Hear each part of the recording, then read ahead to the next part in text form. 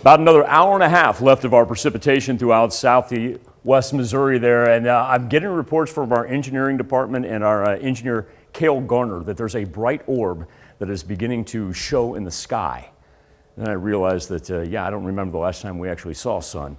Look at all the storm reports now that are beginning to pile up, because when we talk about the precipitation that we've seen in the last 24 hours alone, we're talking about almost 3.5 to 4 inches out in Chautauqua County. This portion of southwest Missouri has been inundated. In fact, if we go back to Monday when this whole thing started, we're almost up to 6 inches in this area right here by Monette, and then look out here on the western portion of southeast Kansas where we're easily in between 3 and 5 inches. So that's why we've got these flood watches that remain in effect all the way until 7 o'clock tonight. The bright green, that same area that we were talking about south of Monette, that is a flood warning. So we're already seeing county roads begin to flood right there. And so for our weather almanac, believe it or not, just in the span of 4 days, we've been able to catch up not only for the entire month of October, but now we're above our annual yearly total from where we'd anticipate being historically.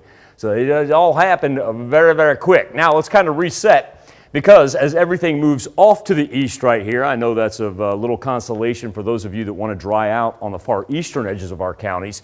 But as we turn our attention out to the west, it is clearing out. As a matter of fact, hello, there we go. That's the old tower outside of Television City. Point that camera face up, and we are actually seeing some blue sky. And so that's why I know Cale was not lying to me there. He did see that orb we refer to as the sun.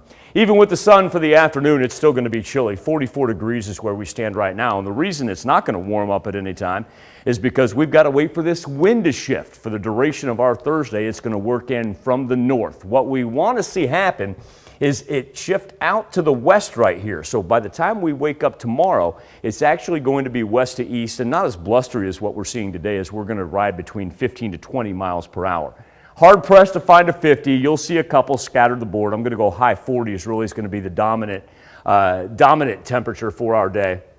And then overnight, I'll tell you what, that cloud cover clears out. It's going to be chilly tonight into Friday morning. But here's the nice thing. As we push this out, I think by 2 o'clock, our rain's going to be done. Temperatures dropping straight back down. But now, as we work into Friday, very cool start, but then we're back up into the 50s on Friday, if not the 60s. So let's talk a little Halloween action here for the kiddos. All right, Saturday, you got day plans? It's going to be great. We're going to be up into the 60s. Now, sunset, let's go about 7:25. And look at this, 9 o'clock, 55 degrees on Halloween. Are you kidding me? It's absolutely perfect.